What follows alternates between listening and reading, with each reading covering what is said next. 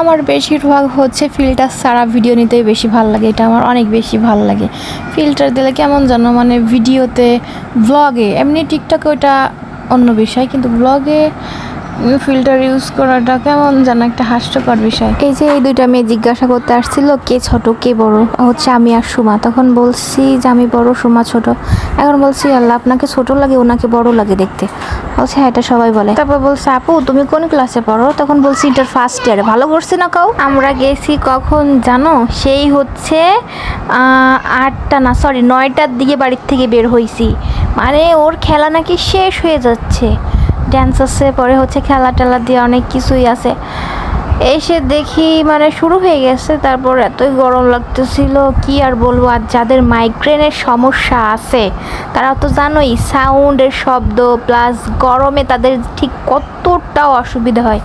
আমার যে কি পরিমাণে খারাপ লাগতেছিল, আমার মনই চাচ্ছিল না যে আমি ওইখানে আর কিছুক্ষণ থাকি। তারপর ওইখানে ধরো যে কি হয়েছে কিনা, ওইখানে আমি মোট ছিলামই না। আমি হচ্ছে অন্য একটা রুমে, এটা হচ্ছে রিঙ্কির সময়, রিঙ্কি ওই যে জামা পরা দেখছো, তখন হচ্ছে শাড়ি পরে না অন্য একটা কি যেন ওইটা দিচ্ছিল, ওইটা দেখলাম। দেখি আমার বোনটা কেমন কি দেখি করতেছে, ওই যে এখন সে মনে হয় ভাষণ টাষণ কি দিচ্ছে। রিঙ্কি জানো হচ্ছে পড়ালেখায় যেমন ভালো বাংলার দিক দিয়ে, পরে হচ্ছে আরবি লাইনের দিক দিয়ে, আবার হচ্ছে এই নাচ টাচ মানে সব দিক দিয়ে একদম পারদর্শী একটা মেয়ে। এখন আমার জামাই বলতেছে তোমরা হচ্ছে রিঙ্কির পা ধুয়ে পানি খাওয়াচ্ছি, এত বড় অপমান, এটা মানা যায়?